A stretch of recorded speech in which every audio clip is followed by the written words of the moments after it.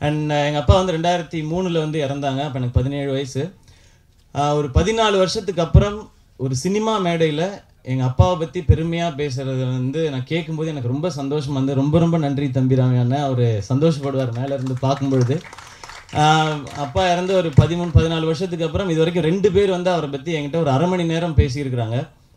பொதுவாக இறந்த பிறகு அதிகமாக பேசப்படுறதில்ல. ஒருத்தர் நல்ல மனுஷனாக வாழ்ந்தானா தான் இறந்த பிறகு அவனை பற்றி பேசப்படுன்னு சொல்லுவாங்க.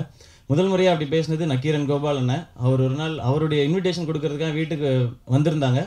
அப்போ அவங்களுக்கு தெரியாது நான் வந்து சூப்பரன் தாஸ் அவங்களுடைய பையன் சொல்லி, பிரதர் வந்துருங்க கல்யாணத்துக்கு அப்படின்னு சொல்லிட்டு திரும்பி பார்க்கும்போது ஃபோட்டோ பார்த்துட்டு கேட்டாங்க, நீங்கள் வந்து தாசண்ணன் பையனா அப்படின்னு கேட்டாங்க. எனக்கு ஷாக்கிங்காக இருந்தது. ஆமாம் அப்படின்னு சொல்லி, தம்பி எவ்வளோ பெரிய ஒரு மனிதரோட பையன் நீங்கள் அப்படின்னு சொல்லும்போது எனக்கு அவ்வளோ சந்தோஷமாக இருந்தது. ஏன்னா அவ்வளோ பெரிய விஷயம். எங்கள் அப்பா அவ்வளோ சின்சியரான ஆஃபீஸர். பட் இதை நானே சொல்ல முடியாது, எங்கள் அப்பா சூப்பர் எங்கள் அப்பா சூப்பர்னு. எங்கள் அப்பா சூப்பர்னு கேட்கணும்னு நான் நிறைய ஆசைப்பட்டிருக்கேன்.